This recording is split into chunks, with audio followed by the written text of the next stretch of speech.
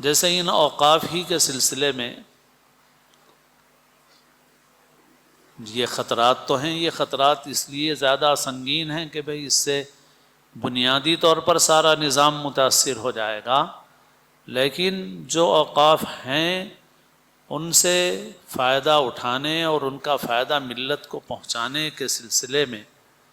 بہت سی رکاوٹیں خود ہماری طرف سے ہیں۔ اوقاف کی زمینوں پر قبضہ، قبرستانوں پر قبضہ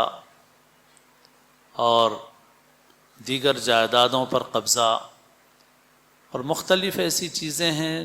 جس میں ہم اللہ کی نافرمانی کر رہے ہیں، اور وہ نفع جو پوری امت کو پہنچنا چاہیے ہم اس نفع کو روک کے صرف خود فائدہ اٹھا رہے ہیں۔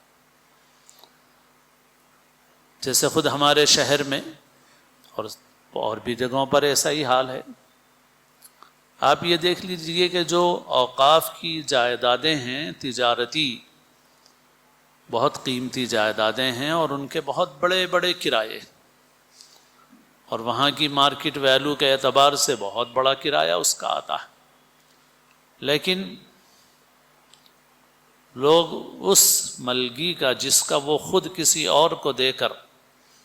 50,000 روپے کرایہ حاصل کر رہے ہیں، وہ خود 1,000 روپے کرایہ دے رہے ہیں، اس کا 2,000 روپے کرایہ دے رہے ہیں اس کا، اور انہوں نے خود کسی اور کے حوالے کر دیا اور اس سے وہ 50,000 روپے کرایہ حاصل کر رہے ہیں۔ ظاہر ہے کہ ہم خود بھی اللہ کی نافرمانی کر رہے ہیں، پوری ملت کا حق ہے وہ۔ عموماً یہ جائیدادیں مسجدوں کی بھی ہیں، اور ایک اور پہلو بھی ہے، وہ یہ ہے کہ جن مساجد کے پاس آمدنی ہے وہ کرایہ جتنا بھی مل رہا ہو، لیکن ماشاءاللہ اتنی جائیدادیں ہیں کہ ان جائیدادوں سے ماہانہ لاکھوں روپے آ رہے، مارکیٹ ویلیو سے کم ہوتے ہوئے بھی بہت کچھ جمع ہو رہا ہے، لیکن بیشتر ذمہ داران اس کو بینک میں رکھے ہوئے ہیں۔ کہیں کہیں پر تو بدعنوانی ہے کہ آپس میں بانٹ لیا،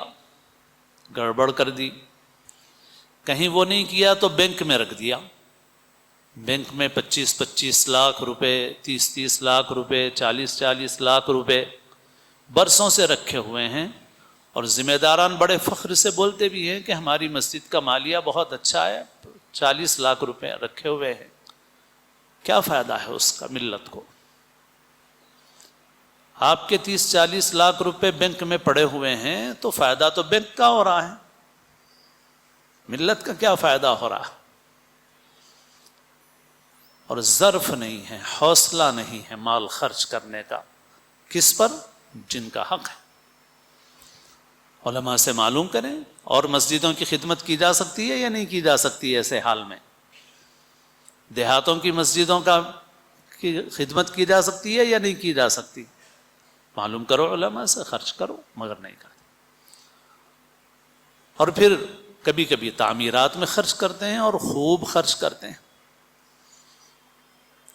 تو چند مہینے پہلے میں نے تعمیر مساجد پر 2 جمعہ میں گفتگو کی تھی، اس میں نے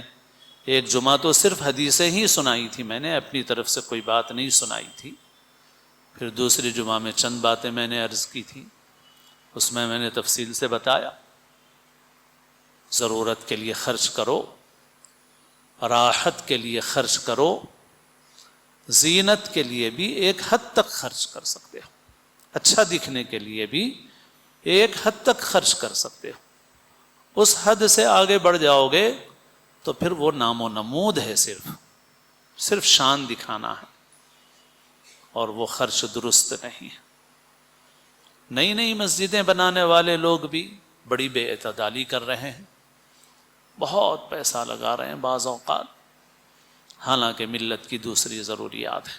جو اہم ہیں۔